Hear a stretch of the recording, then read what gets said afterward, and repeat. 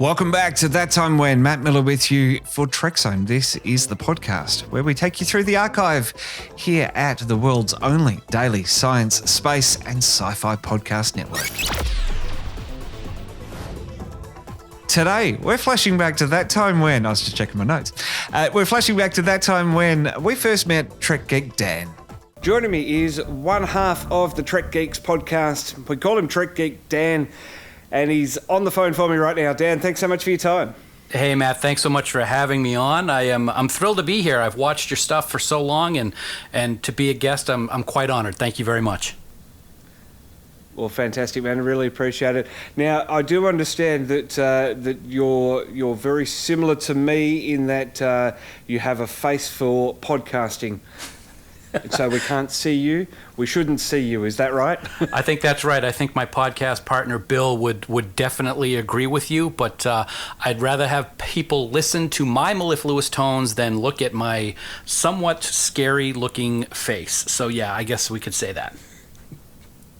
The unfortunate thing for my audience is that I've spent 12 years in the television industry here in Australia, so I have to produce video for some strange OCD reason. So unfortunately, they have to stare at this all the time. Which is why I let the guests speak more and just focus on their camera angle. So that's it. But the reason we are chatting today, of course, is for the first time in our histories, we have fresh Trek to talk about on our podcast. How excited have you been over these 9 weeks? Oh, it has been a phenomenal 9 weeks. Being a Trek fan and having new Trek to talk about is something that I have just been longing for so long. And now that we're involved in podcasting and have been for a couple of years, this is brand new territory for Bill and I. We launched a new podcast called Discovering Trek just to focus in on the episodes every week. And we are just having a blast, and we're really enjoying what we're seeing so far. Isn't it cool to be able to talk about fresh things each week? There's new things for us to sink our teeth into. It really is amazing. I mean, there's 700 hours plus of episodes to talk about over the course of the last 50 years, and we talk about a lot of them, whether it be on Trek Geeks or here with you or anywhere else on the internet. But wow, to talk about something that we haven't seen before, and it's fresh, and we don't know what to expect, and we're seeing cliffhangers and plot twists. It just is a great time to be a Trek fan. I'm so happy for what's going on right now, because it gives people who love Trek the ability to enjoy new Trek and see new voyages boldly going. And you know what the rest is, so I won't finish that. And we're also seeing some interesting things that are breaking the mold of what we thought Star Trek was. And it's polarising fans. It's been very interesting. One example from this week, of course, is that infamous flashback scene of Lieutenant Tyler and those Klingon boobies. Mm-hmm. What are your thoughts on that? Well, you know what? When it happened the other night here, when it was first run on CBS All Access, I actually had a flashback to a Super Bowl, the first Super Bowl that my New England Patriots won, when Janet Jackson was doing the halftime show and had her infamous wardrobe malfunction. When that happened, I was kind of like, "What? Wait a minute! What just happened?" And this week with that scene, I did the exact same thing. I was, did I just see what I thought I saw?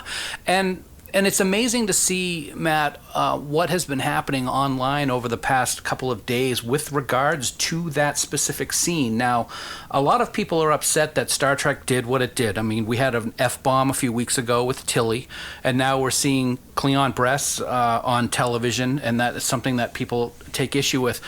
My concern with that scene is that we were seeing Ash pretty much be violated by L'Rell. And I really wish that more of the conversation would be about that. Now, there is a lot of conversation about that going on right now, but it seems that the focus is a little bit off kilter, I think, when we really want to dissect what we were seeing in that scene. But for all intents and purposes, in my opinion, Lieutenant Tyler's getting raped in this scene, and there doesn't seem to be a whole lot about that. Everybody's up in arms because we saw boobs. Okay. Yeah. Well, and that's right. And there is one particular individual online that spent a lot of time. It's not a very long scene, so he must have spent a very long time to get exactly the right screen grab to put to cover them up, and. Like you're saying, I mean, they completely missed the point of the whole thing. The way that it was done, it wasn't gratuitous, I don't think. It was so quick in a flashback sense, and the way that the character reacted to that memory, I think is, as you said, exactly what we should be focusing on. Absolutely. I think that Shahzad did an amazing job in this episode with the flashbacks and the post-traumatic stress syndrome that he's facing. And those flashbacks, here's my personal take on the flashback. When this all first started and we were introduced to Ash Tyler, people were talking about, oh, maybe he's Volk because Volk has disappeared and he was going to have to sacrifice everything. And I was like, nah, come on, that's just ridiculous. Well, you know what? Over the course of the last couple of weeks, my tune has changed. And my personal opinion, and I could be 100% wrong because that happens all the time, is these flashbacks of the quote-unquote torture, to me, I think could have been surgery to alter Volk to be human and then have his memory erased and have new memories implanted so that he is a sleeper agent on Discovery. We saw something really strange at the end of the episode when he confronted Laurel and she said that she would never let harm come to him and those things. So things are kind of are changing with my thought process is, yeah, this could really be Volk, and it'll be interesting to see if that happens in either chapter 2 of this season or maybe in season 2. It'll be quite interesting to see. One of the fan theories online is that the actor who played, or the actor who was credited to play as playing Vogue, doesn't actually exist beyond a shell of an IMDb page, and that it in fact was Ash Tyler. And whether this is, as you say, this is all coming about. My sister doesn't believe it. She said it's too obvious for it to actually be a thing, and she's more convinced that it really was a human Klingon sexy time, and B'Elanna Torres is going to be born. That's great. Now, one of the things that I've also thought about, which could take away from my thought process of what I think might happen, is we saw what happened with the Klingons and the augments on Enterprise, and how the whole Klingon ridges and Klingons in the TOS era look human came about.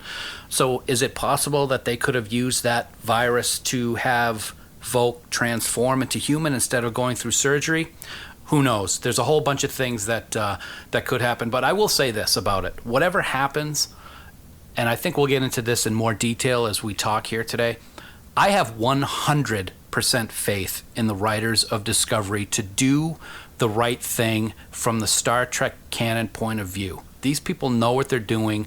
They understand the Star Trek history more than I think people give them credit for. So I, for one, have no concern that it's not going to be answered in a way that will make sense in the Star Trek universe. Well, he's one half of the Trek Geeks, but I love them both equally. It was fantastic to meet them at 2019's Star Trek Las Vegas.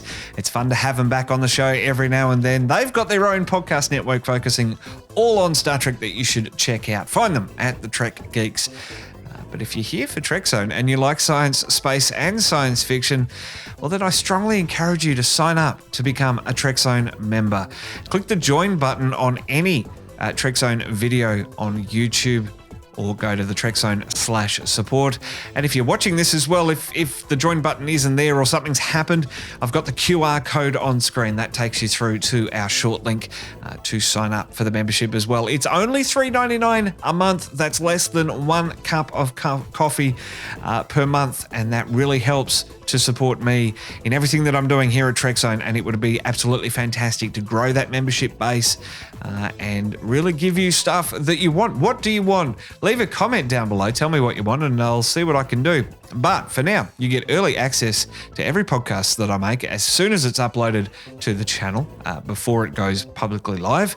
And also behind the scenes goss. You'll be seeing some behind the scenes stuff for our Canberra road trip in a couple of weeks' time and other stuff as well. Behind the scenes goss, early access to podcasts. That's what I'm offering for $3.99 a month. So it'll be absolutely fantastic if you would come on board and support it. As I say, click or scan the QR code on the video now or jump onto the Trekzone/support. For now, and as always, I'm Matt Miller for Trekzone.